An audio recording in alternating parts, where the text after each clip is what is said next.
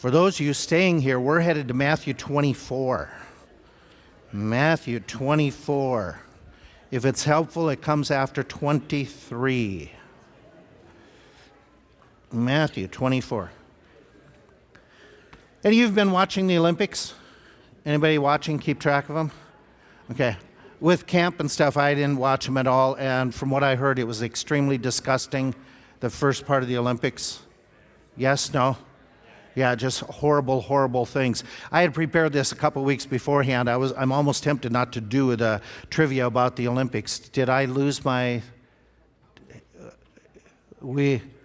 Okay, we're having problems over here. Do you know what's going on? Okay, we're only to one screen. Anyway, here's where we're going, some of the questions. The Olympics, they started years and years ago. What year did they start redoing them? You sure about that? You're pretty sure you heard it when you were watching the Olympics? Okay. Yeah, you're absolutely right. It's 1896. When was the last time the gold medals were really gold? Or are they still? They're not. They're not. Okay. Anyone want to guess? Well, I thought if you won yours, you would know. What, for being a couch warrior? Yeah, couch warrior. Yeah, last year that they were really gold was 1912. How long's the Olympic swimming pool? One end.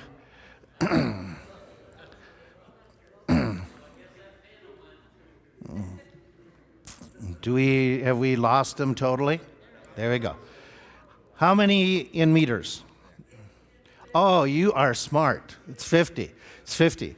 Okay, here we go. What country has hosted the most Olympics since they were revived?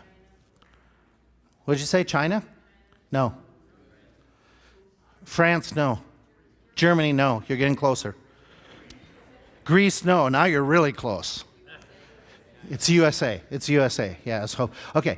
What were the rings that they put together with the flag in 1913?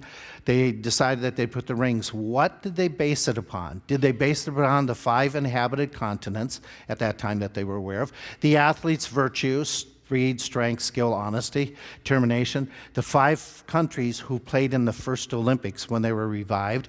5 sports played in the original Olympics way back in ancient Greece. Or they just looked good. A, B, C, D. Okay. Okay. What's that? All of the above. All of the above? No, it's really one of them. It's really one of them. It's A. It's A. Yeah. They based on what they knew as the inhabited at that time. What year were women allowed to participate for the first time? 1896 is when they revived. Were ladies able to do it then?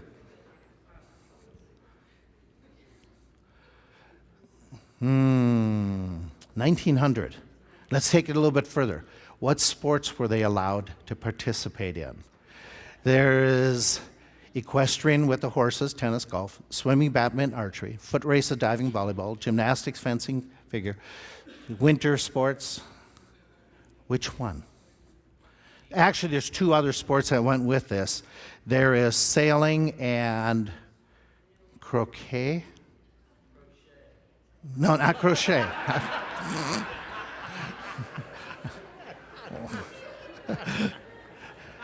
So it's those other 2, his crocheting, croquet, and sailing, and the 3 of these. B? B? Is that what you said? You're wrong. It was A. It was A. Yeah, crochet. Yeah, crochet was it. Yeah. What is considered the oldest team sports from the original Olympics? What did you say? B? Soccer? No. Cricket? No. A? No. There was the 2 different polos that were part of the original. That was water and horseback polo were the other ones. Okay, here we go. True or false? Parables were first used by Jesus. basically the first person to really use parables. That's false. That's false. They were commonly used by others at that time. Parables were based on daily life experiences. Taking something from daily life. Yes, no. Yes, that's true. That's what they were. Parables then illustrate a spiritual heavenly truth. That's a true. Okay. Jesus used them sparingly. Oh, that's not true. At one time, he spoke only in them. And if you go through the Gospels, now it looks like a huge number, between 30 or 50 of them. The reason that some will give a smaller number than the others is some will say, well, the ones that said he spake a parable, then you're down to 30. If you use other settings where it's a story that's just like a parable, but he didn't say this is a parable, then you're up to 50. But he spoke a lot with illustrations that way. Sometimes he spoke parables in clusters. That's true. That's true, especially the kingdom parables that we've been talking about when we were looking at Matthew chapter 13 in particular. Is all filled with a variety of parables. When he spoke about the kingdom parables, he's speaking about the kingdom of God, the kingdom of heaven. Question, what's the difference between the kingdom of God and the kingdom of heaven? Well, then why does he use different terms?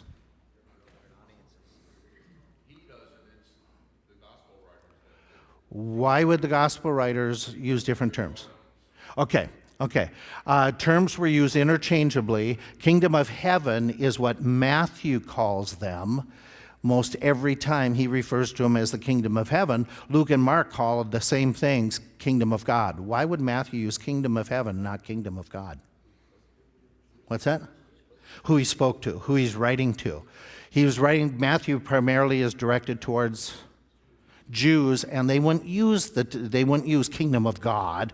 They would not say God's name out loud. So he's writing to people that it was acceptable to say kingdom of heaven. So don't get caught off and confuse that different terminology. It's basically for the audience sake. The kingdom of God parables, they told how God would work to bring about his kingdom. That's a truth.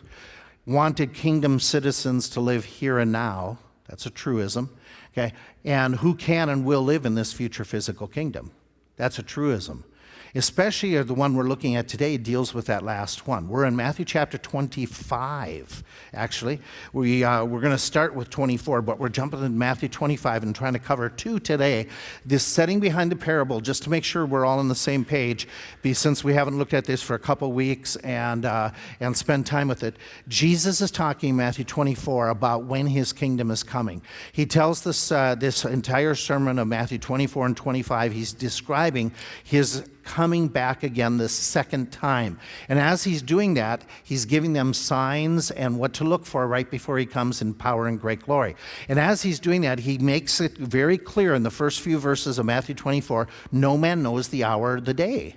In other words, I'm going to come back when people are not expecting it, okay? And so he's warning them all the way through that what they need to do is they need to watch. They need to be ready because he is going to come like a thief would come in the night. Okay, so he supports this statement with a couple illustrations. The first illustration was as in the days of Noah. And he means by that is this idea that Noah was preaching for 120 years, but what did the people think? They were doubting. They weren't even believing. It was like, this isn't going to happen. And they just went on with their normal life, giving in marriage and eating and doing the normal things. And so those wicked people didn't listen and just caught up with the busyness of their life and the wickedness of their life.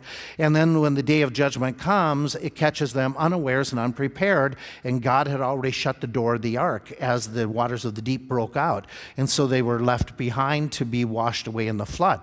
And so his point is that in the future, people are going to be hearing warning after warning after warning, but a lot of people will just ignore the warnings. And so he's using that as an illustration and saying, you people, and he's talking primarily to a Jewish audience, you people in that second coming, in that period of time, listen, be ready, watch. So this is spoken to the disciples who are to write it for people in our day and beyond, that be ready, be ready, be ready. And then he uses another illustration, just like a thief. A thief doesn't announce when he's coming. And he's just going to come when people don't expect him. So what you should do is take precautions, knowing that it could happen. Let's take precautions and be ready. And therefore, as he says, be ready in such an hour as you think not the Son of Man comes. Then he adds a third illustration to it, a third parable that does it the same thing. He talks about a Lord who went away, and what he did is he's going to leave one of the stewards in charge. One of his servants is going to be the head servant, kind of like Potiphar with Joseph. Joseph was the chief servant over all. And he says, okay, the one who is going to be rewarded is the faithful servant who is good and kind to all the other stewards. And when the master comes back, he's going to be rewarded. But he said there's a possibility that the one in charge would be selfish, would feed his own flesh, and he would abuse the other servants. When he comes back, he's going to be suffering the consequences. He's going to be cast out where there's weeping and gnashing of teeth. What's the weeping and gnashing of teeth immediately take you to? It's hell. And so he's describing that the people, and by the way, how many people has God given responsibility to take care of his dominion, his blessings upon this earth? All people. All people have a degree of responsibility. Yes? No?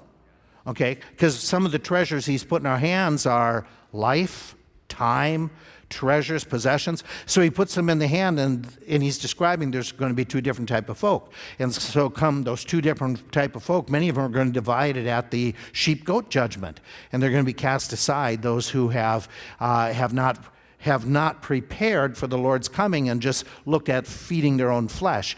And so he continues that thought when he's with in mind as he's going through this sermon that we don't know, be ready. And then he goes into another parable right away, into another illustration. That's what we call the parable of the 10 virgins. And then right after that, he's going to give another illustration. All of them are saying the same thing. Be ready, be ready, be ready, because he's coming back. And so we need to understand this one by saying, what were weddings like back in Bible days, so we understand this parable and get the gist of it accurately, where he starts off and he says in chapter 25, and again, the chapter heading, don't let it throw you. This is a continuous conversation. There is no break between chapter 24 and 25 in the words of Jesus.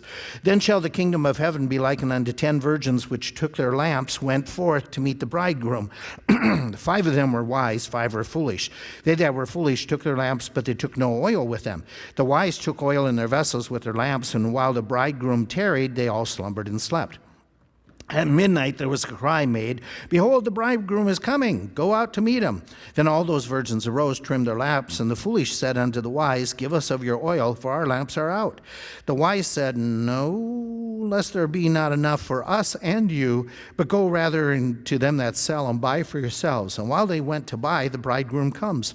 And they that were ready went with him to the marriage feast, and the door was shut. Afterward came also the other virgins, saying, Lord, Lord, open up to us. But he answered and said, he says, I know you not. Watch therefore, for you, this is now as Jesus' conclusion, watch therefore, for you know neither the day nor the hour wherein the Son of the Man comes. And so what he's doing is he's taking customs from that day, and he's saying, hey, listen, and again, you know this, marriages were frequent just like they are now.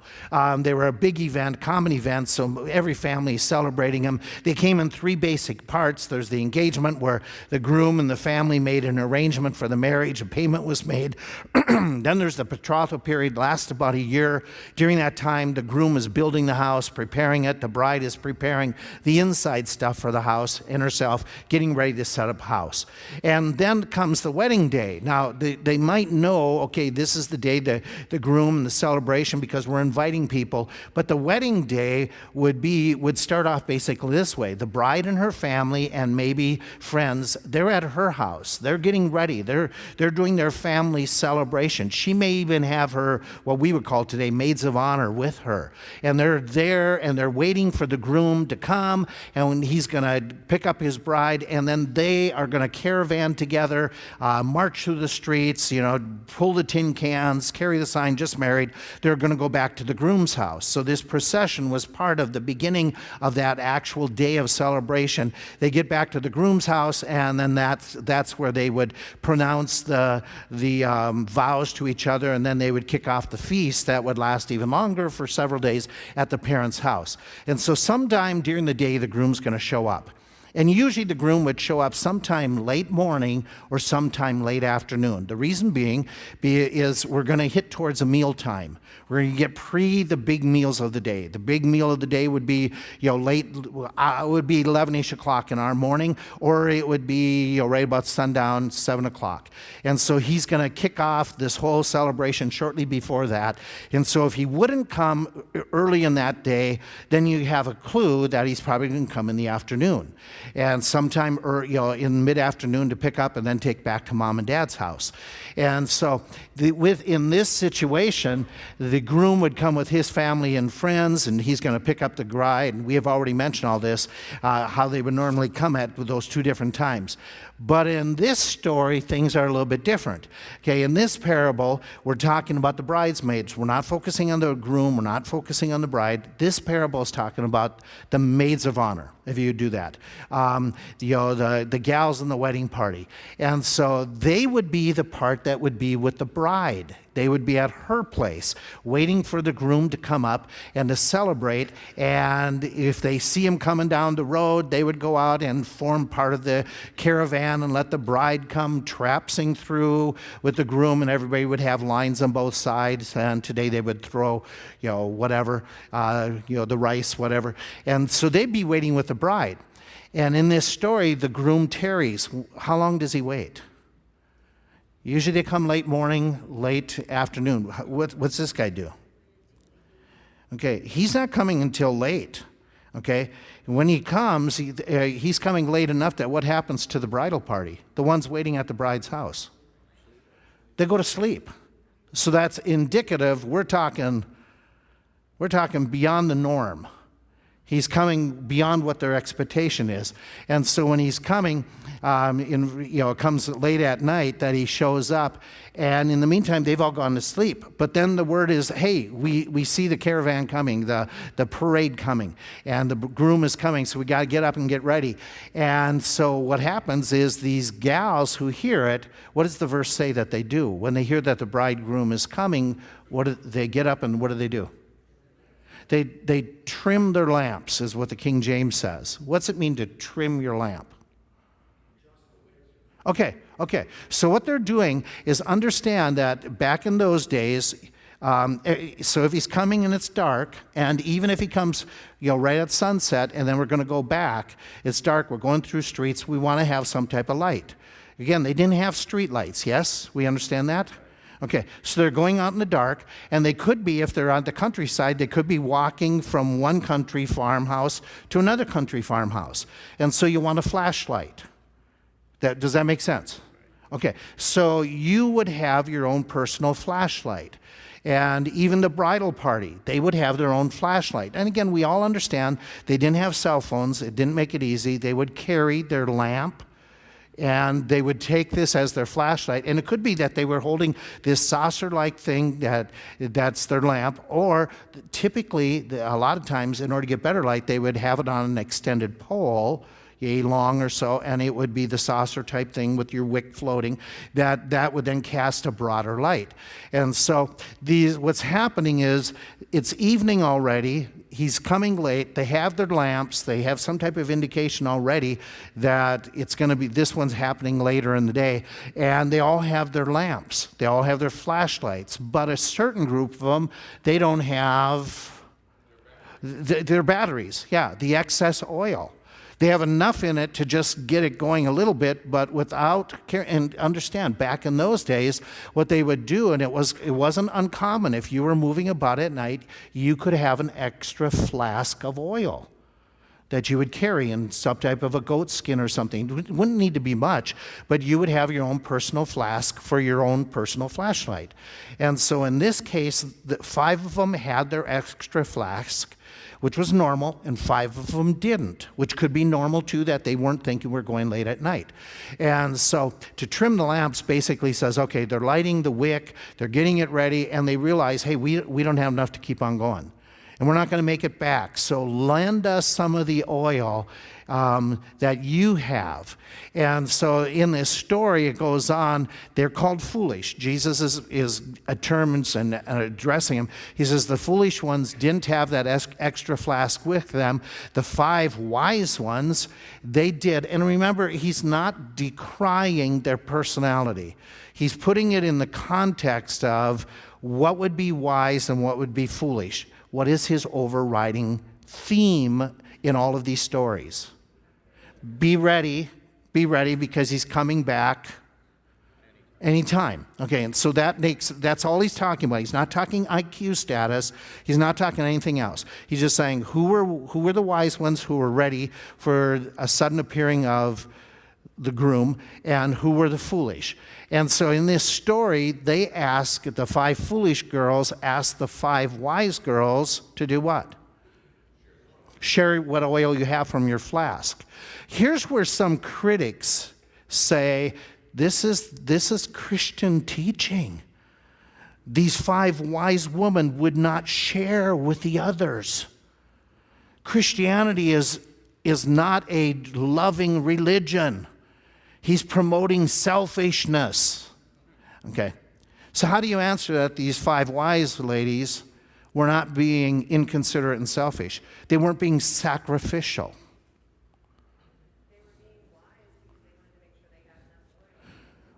Why is that? That's the key. Take it a step further. They're wise in them making sure that they had enough oil. Why? Okay, they're prepared for what? What? Okay, now let's go back to culture. If one of your ways to show honor to the groom and the bride would be participating in their event. Yes? If you give away your oil, then you can't get there. Okay, it's not a matter of selfishness, it's really a matter of showing honor to who? The bride and groom.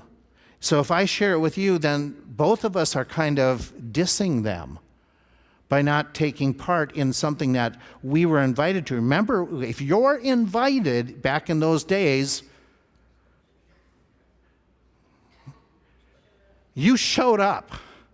If you got invited, you went. Okay, remember, that's their culture, yes? Does that make sense? Okay, so, and you know, by them even being at the bride's house, what does that indicate that they've been telling the bride all along? We're with you. We're with you. And if they don't go along with, they're disrespecting the bride. Isn't that like one of the early kingdom parables where the gentleman was invited to the wedding and didn't have a coat? If you hang on with that thought, we're gonna wrap up with that exact illustration. It is identical to that. Thank you for being so insightful. I am encouraged. Now I know great minds think in the same way. So I'm on par with you here, Ken. Okay. Here, so it's that same idea. It's exactly what he's talking about. Is if you show up unprepared or in the wrong clothing, it is disrespectful. Okay, so understand that culture. That this had nothing to do with these girls being selfish. They are concerned not about themselves. They're concerned about honoring the bride and groom. And so what happens here is they suggest go and find somebody who sells oil real quick. Okay, and get some oil. And so those girls go off, they go and buy the oil. They found a 24-hour Walmart, something going on. And they went and got that. I don't figure, but again, Jesus isn't getting stuck in the details. He's giving you a general idea. And while they were away, the groom shows up. They've heard that he's coming, and some of them were able to go out and meet him, but these gals, they had to go and refill their flask. By the time they show up, they've come and gone. Everybody's gone. And they've gone back to the groom's house, and he makes it very clear the door was shut. Does it remind you of any story he just gave? Noah's Ark. The door was shut. And you can't get in once the door is shut. And so what happens in this story is, we're late at night, the door is shut, and so the head of the household, when he hears people knocking after the door is shut and everybody's inside, he says, hey, listen, I don't know really who you are, nighttime party crasher. And so he says, you're not allowed in. You didn't come in when you were supposed to come in, and so they weren't allowed. And again, that's all very cultural. They would understand. The people aren't saying to Jesus, oh, come on, let him in. You don't show up late when you're invited in that culture. You show up when you're supposed to show up. And the door was shut. And so he refuses them entrance. You know what the story is right away. What is the application of the story? You get ready before he comes, because after he comes. Okay, so we got that story, and whoops, pulpit's in the way. And so just know a couple things. Everybody had good intentions. Isn't this the way people are today? Everybody has good intentions. They all want to participate. They all want to be there. But some don't get ready, and only those who are ready are the ones who are allowed in. But everybody had the opportunity to get ready. Let's go back to what Ken just pointed out. The guy who shows up at the wedding feast in the wrong outfit, did he have opportunity to be in the right outfit? The answer is yes, because everybody else did. And so these people their allowance into the celebration was based upon their choices, what they did. It's not an indiscriminate choice of, I like you, I don't like you. I don't like you, I like you, by the master. That's not the case. It was, I'm giving you all opportunity, respond, get ready. And so what happens is, in this story, he's making the parallel that this is with Jesus coming back and setting up his kingdom. And there's going to be a cutoff point. Somewhere, someplace, there's a cutoff point. We in our culture today, we don't like cutoff points. We don't like anybody excelling above others. We want everybody to participate and everybody to get A's. That's not that culture, nor is it, actually it's not God's kingdom either. The concept is you get ready. And I'm giving you time to get ready, is where he's going with the story. And so we understand what it is. Be ready for the Lord's appearing. He could come back. And he's talking to the people, and he's using the story. These virgins are representing the Jewish people, the people living in the tribulation period just before his second coming. And they better be ready. And if not, they're not going to be allowed in. So we go back to other parables. Ken already took us to the one. Let's go to the other one. Do you remember the wheat and the tares? Do you remember? Yes, no? I mean, we're going back weeks now. And so that's from the Matthew 13. The wheat and the tares, the enemy sowed some in. The servant said, let's separate them right now. What did the master say? Wait until harvest time. And so at the harvest time, then they're separated at judgment time. Okay, and we know the wedding feast one that Ken had referred to, everybody's invited, and several refused, which was the taboo of that culture, and then go in the highways and byways, invite everybody. But even though he invited everybody, the guy came in without the right attire, and so what happened? He was thrown out into where there is weeping and gnashing of teeth. This is a picture of judgment. That's whether you can enter the kingdom or you're cast into hell. And so we go back, and Jesus goes right into another parable. There's no break. Now, in my Bible, there's a break. But in his speaking, there's no break. Verse 14, for the kingdom of heaven is as a man traveling into a far country who called his own servants, delivered unto them his goods. And unto one he gave 5 talents, to another 2, to another 1, to every man according to his ability. Straightway he took his journey. Then he that received the 5 talents, he went and traded, and he made them 5 more talents. Likewise, the one with 2 he produced, so he doubled. He that received the 1 went and dug in the earth and hid the Lord's money, and after a long time, the Lord of the servants comes. And again, we're right back to the same theme. This theme is the master is leaving, he's returning. You better be ready for his return. So he says, and when he returns, verse 19, he reckons with them, so that he that received 5 and brought and doubled it, he says, Lord, you have delivered unto me 5. Behold, I doubled it. His Lord said, well done, thou. You have been faithful over a few things. Those are key words. I will make you ruler over many things. He does the same thing with the 2. But then he, verse 24, then he that received the 1 talent came and said, Lord, I knew that you are a hard man, reaping where you did not sow, gathering where you did not straw. And I was afraid and went and hid my talent in the earth, and lo, you have what is yours. And the Lord says, you wicked and slothful servant, you knew that I reap where I sowed not and gather where I have not strawed. I'm sorry, you ought to, therefore to have put my money at least to the bank, and you would have gained interest. And so in this story, which you're familiar with, we need to highlight just a few thoughts. So let's jump into this story, okay? Again, keep the theme in mind. It's a running theme all the way through all of these stories. We don't know when the Lord's returning, got to be ready at any time. They are all given responsibility. Each one of the stewards is given responsibility. You and I understand that what he's doing is he's picturing his leaving. But they're each given talents. When you read the word talents, don't think singing, playing piano, being able to draw, do artistry, things like that. When they talk talents in the New Testament, use that term, what is it? How much is it? Okay, it's a lot of money.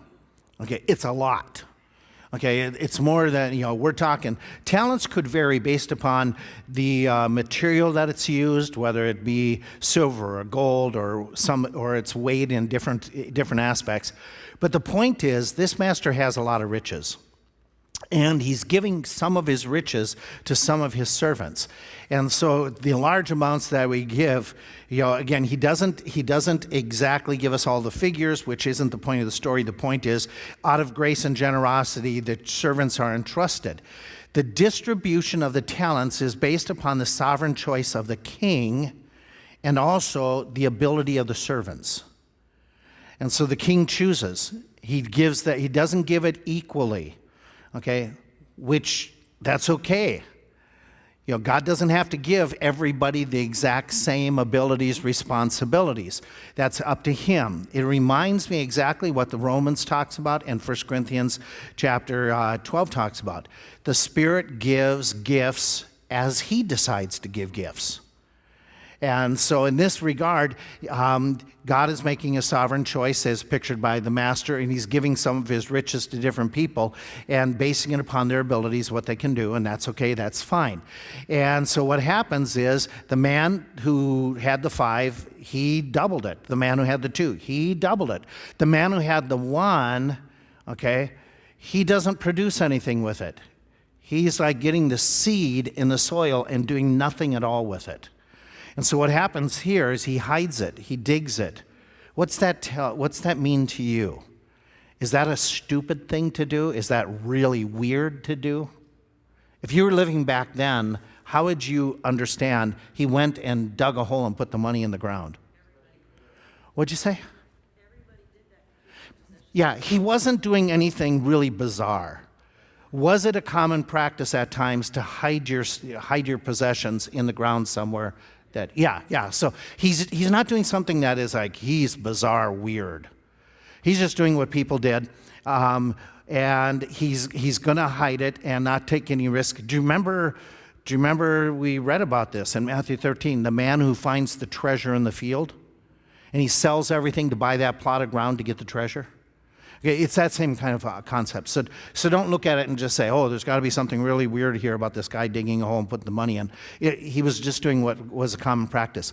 Then they have responsibilities given, and then there's a reckoning. When the master comes back after a long time, in his stories, he keeps on saying after a long time, he comes back and he reckons with them. In other words, there's going to be accountability. And each one of them had to answer for himself. Here's some thoughts. Okay, when he returns, there's going to be a reckoning. Each one has to answer for themselves. They don't answer for a group. Each one has to give a personal accounting of what he's done and with what opportunities were afforded them. And again, opportunities vary. That doesn't make any difference. The point is, I gave you opportunities, now I'm going to call you into reckoning. You're going to answer for what opportunities I gave you. And so the rewards are given out, and in the rewards, the two that did really well, they receive multiple different rewards. There is the verbal commendation, well done, thou good and faithful servant, which is the one that we all talk about, right? When we say, hey, when we meet the Lord, what do we want to hear? Well done, thou good and faithful servant. But that's a verbal commendation. There was another commendation, okay? That is more responsibilities. In the kingdom, they're given more responsibilities because they've been faithful in a few things. Isn't it interesting? He calls this big bulk of money few things. From God's perspective, it's really, our wealth from God's perspective is nothing, okay? Doesn't fit. And then there's another response, there's another reward here. What does he say? Enter. Did you catch this? There's a third reward. Enter into the joy of, okay, that idea, into the joy of your Lord. Okay, that concept has the idea of you have made him pleasure, you have pleased him, as well as he's going to have company with you. So there's three rewards actually that are given to this guy, not just the verbal, but also opportunity, and also, the approval, the pleasure, the fellowship, the intimacy with that master. Now, the guy with the one talent, he has to give account of himself, but I find this very interesting. Beyond just what I know already, but in doing this study, he didn't produce anything. He didn't lose it, but he hid it. But he didn't do anything with it. He had no intention of adding fruit, being productive, like the 4 different soils. He was just going to take it and do nothing with it. And yet he attacks the king. The words that he uses here are really critical of the king. It's a bold move on his part, that he's going to say these things. Now, your translations may be different. I'm working with what translation I have, that he just says, Lord, I knew that you are a hard man. Anybody have a different translation for that phrase in verse 24? I knew that you are a hard man. You have harsh? Anybody have another word? Yes, no? It is interesting what the word is. You're a hard man. The word is sclerosis. Does that sound familiar? Is it a medical term?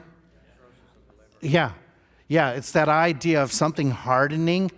It can be translated, you're unforgiving, you're not loving, you're ungracious, you're too demanding. It is the idea that you had, Emily, you said yours was harsh. It's that concept. This is the servant calling his master mean. Wait a minute, time out. The master gave you something. Is he saying you didn't give me enough?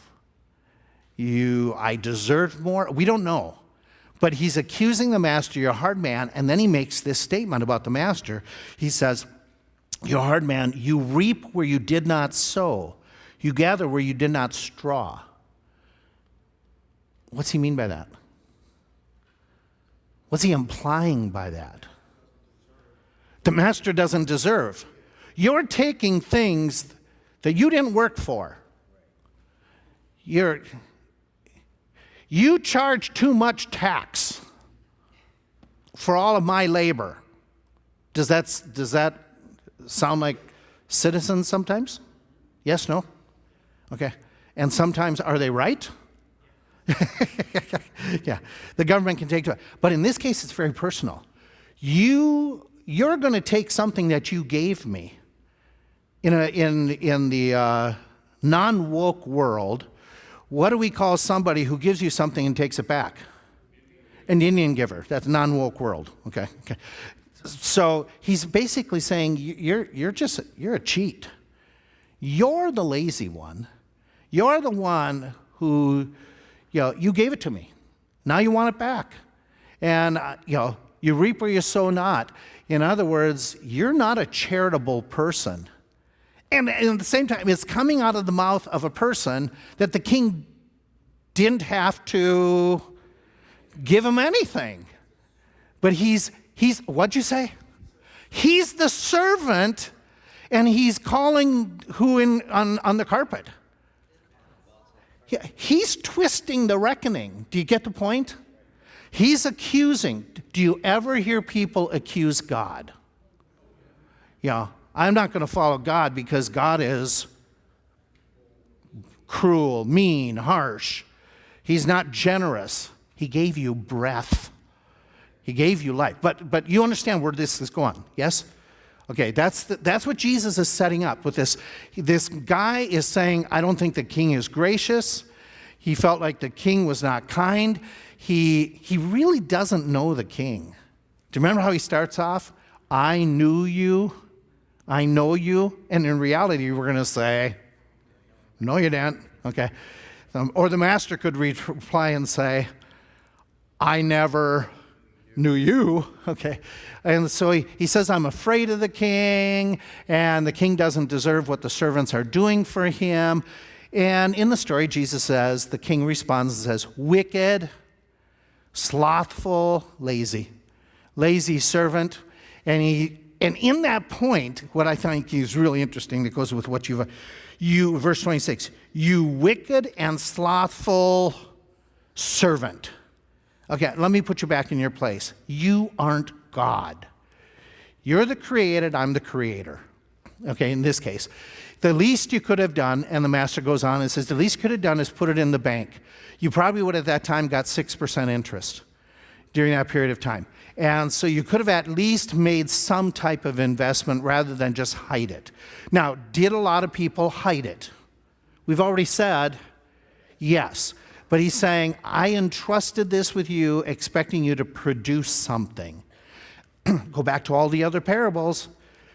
Does the Lord expect his servants to be productive, fruitful? Yes.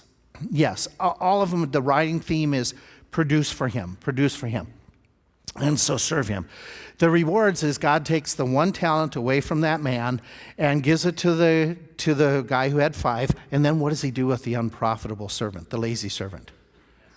He casts him where? Into the outer darkness where there shall be, where are we going again? Yeah, we're dealing with hell. This is not a judgment of believers. This is not what we call the Bema seat.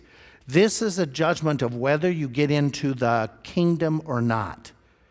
If you don't get into the kingdom, you end up in hell.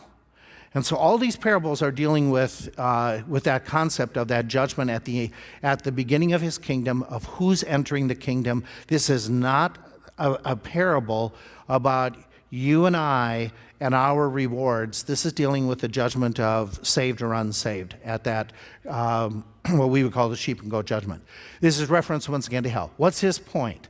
Like the king, Jesus was leaving and he's coming back. That's been his theme all along. That's what he's been saying. When? We don't know. What do we think? What is your overriding thought about the Lord's return in the recent months? Imminent? Yes? Soon? I mean, don't you think it can't go on much longer? Okay, so he's coming back, but the point is, and remember, we talked about this 2 weeks ago, that's not the coming that's in this text. That's the rapture, okay, the first part of all this. But the same concept is, he's coming back, and we need to be ready for it. And so when he comes back, he's going to judge his servants, and so we go on with this, and those who faithfully serve, they're going to be rewarded.